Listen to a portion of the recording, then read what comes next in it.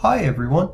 So having worked on Blackspace for a while now, we finally feel like we're at a point where we can start demonstrating some of the gameplay mechanics. That's not to say that any of the mechanics are set to stone though. We are tuning and changing every little piece as we see fit and as the rest of the game mechanics come together, so what you see here might actually be significantly different than what we end up shipping with. And with that disclaimer out of the way, now let's start talking about Blackspace flight mechanics. So controlling the lander is going to feel fairly familiar to those who've played first or third person shooters, be it on consoles or PCs. So similar to those kinds of games, you use the WASD keys to tilt the craft side to side and forward and backwards, which essentially allow the craft to start moving laterally. And here I'm just pushing WASD to demonstrate that effect while the lander is on the ground, so for me to actually start moving laterally I'll have to take off. So to take off, we mapped the thrusters simply to the right mouse button for those using the keyboard and mouse combo. And right off the bat you'll notice that while in the air the lander will always try to maintain a forward-facing orientation. So while you can thrust manually with the right mouse button, we also have another feature in there that allows you to maintain your altitude, and we call it the hover lock. Essentially what happens is that given your current altitude, when you hit the middle mouse button, as demonstrated here, the lander will try to adjust its, well, not really altitude per se, but its height above the terrain to a specific height.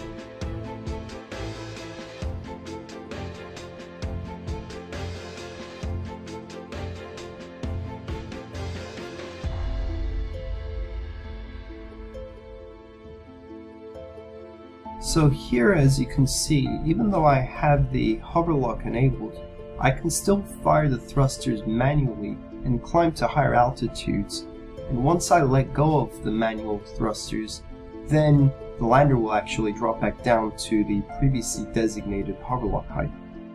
So the simplest way of moving about on the planet is basically getting up to your desired height, locking the hover, and then tilting in the direction you want to travel while making sure you're looking in the right direction.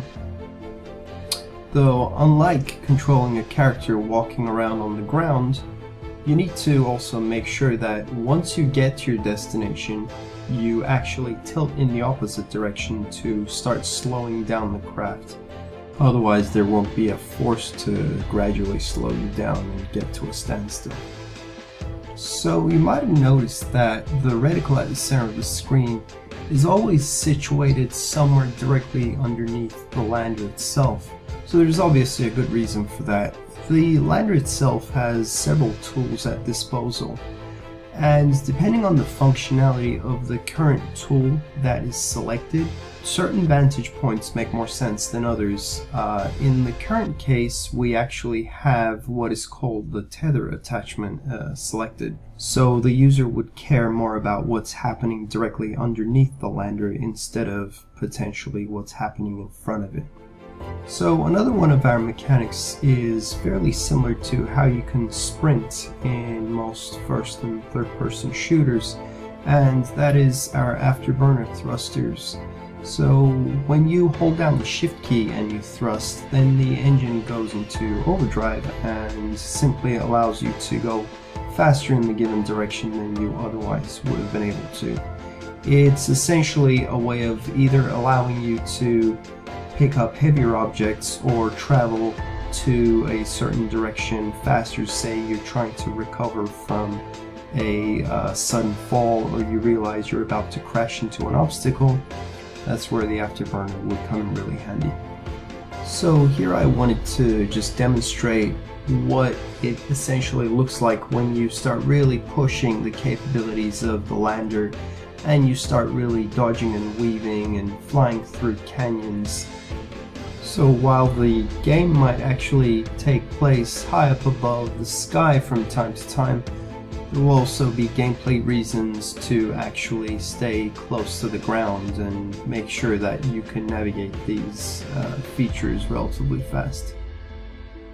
In this quick little segment, I wanted to demonstrate one of our relatively more advanced features, which is the ability to actually turn the lander upside down and thrust downwards.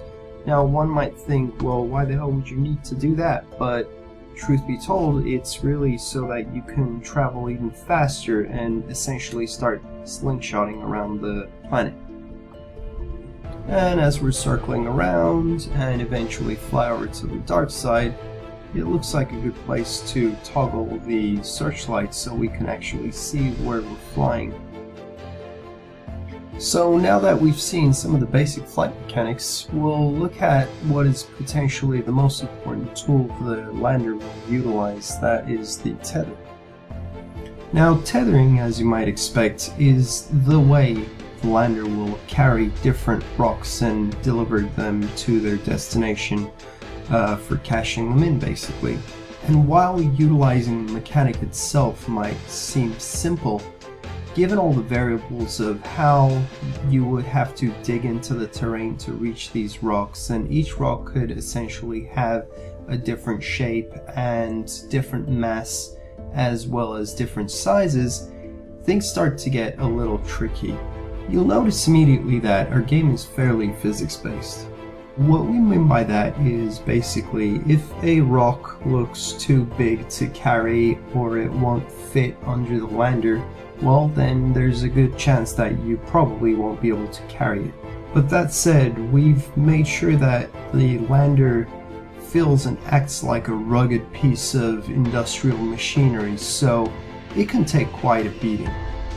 And as you might imagine, further down the line, once you start upgrading the lander, then it'll become even more rugged and versatile.